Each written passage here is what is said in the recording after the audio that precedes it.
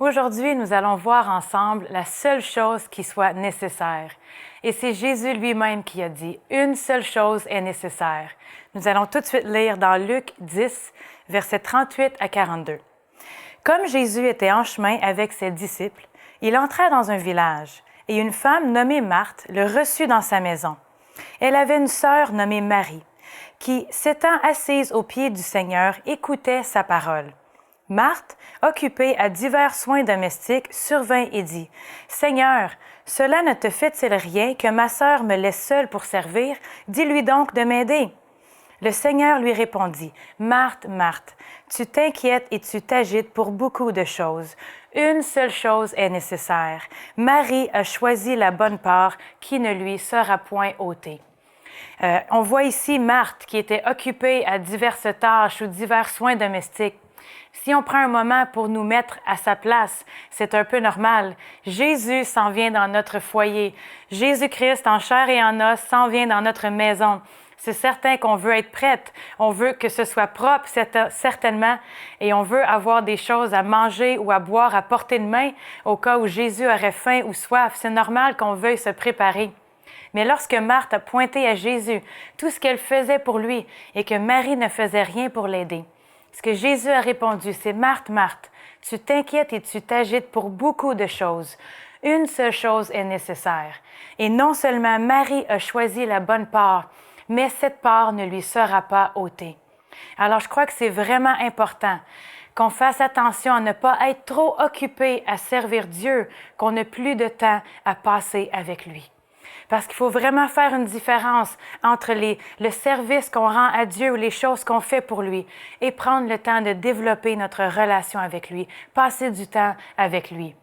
C'est certain qu'on a des obligations. On ne peut pas se permettre à tous les jours, toute la journée, de simplement rester assis à écouter Dieu, prier, lire notre Bible et parler. On doit aller au travail. On a des responsabilités qu'on ne peut pas mettre de côté. On doit s'occuper de notre foyer, de nos enfants et faire certaines choses.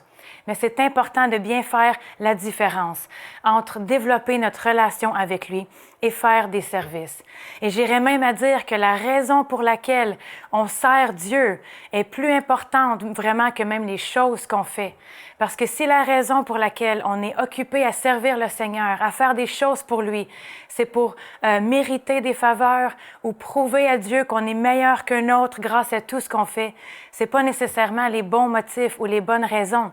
Mais si la raison pour laquelle on veut servir Dieu, faire des choses pour lui, c'est parce qu'on réalise à quel point on est béni, l'amour qu'il nous a apporté, et on veut devenir une bénédiction en retour pour les autres. À ce moment-là, c'est les bons motifs. Mais il ne faut pas mélanger notre service envers Dieu et développer notre relation avec lui. Il faut être prêt à mettre certaines choses qu'on a sur notre liste de tâches de côté pour prioriser notre temps avec Dieu, au lieu d'accomplir toute notre liste de tâches et d'avoir mis de côté notre temps avec Dieu. Il faut vraiment bien distinguer les deux et de s'assurer qu'on accomplit la seule chose qui soit nécessaire. La Bible nous dit dans Galates 6,9 « Ne nous lassons pas de faire le bien, car nous moissonnerons au temps convenable si nous ne nous relâchons pas. » Alors oui, c'est bon et c'est important de faire des choses pour Dieu, d'être impliqué dans notre Église, de donner, de rencontrer les gens dans le besoin, c'est important. Et on se doit de faire ces choses-là, comme on a lu plus tôt. Il faut faire le bien et nous allons moissonner au temps convenable. Mais il faut faire la différence entre développer notre relation avec Dieu et le servir. Parce qu'on est beaucoup plus que des serviteurs. On est des fils et des filles de Dieu. Et on est vraiment privilégiés de pouvoir développer une relation personnelle avec Dieu, parler avec lui, l'entendre et d'être à l'écoute de ce qu'il a à nous dire. Le psaume 46, 10 nous dit « Arrêtez et sachez que je suis Dieu ». Dans les matchs de sport, comme exemple, une équipe va toujours avoir une stratégie ou un plan de match pour déjouer l'équipe adverse.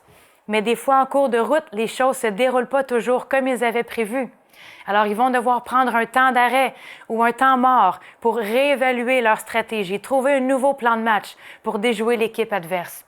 Mais dans la vie, on doit faire la même chose. On doit souvent prendre un temps mort ou un temps d'arrêt avec le Seigneur. Si les situations, les circonstances ne se sont pas déroulées comme on s'attendait, on fait face à des imprévus, de prendre un temps d'arrêt avec le Seigneur, s'asseoir aux pieds de Jésus et d'écouter s'il n'a pas quelque chose à nous dire concernant cette situation. Comment on peut se sortir de cette situation et ce qu'il a à nous dire. Comme exemple, entre mari et femme, si je voudrais prouver à mon mari à quel point je l'aime et je serais constamment occupée en train de faire plein de choses pour lui, je voudrais lui préparer un repas délicieux qui prend des heures à cuire ou à préparer. Je prendrais soin de faire le ménage minutieusement dans la maison, lui apporter son café et faire plein de choses.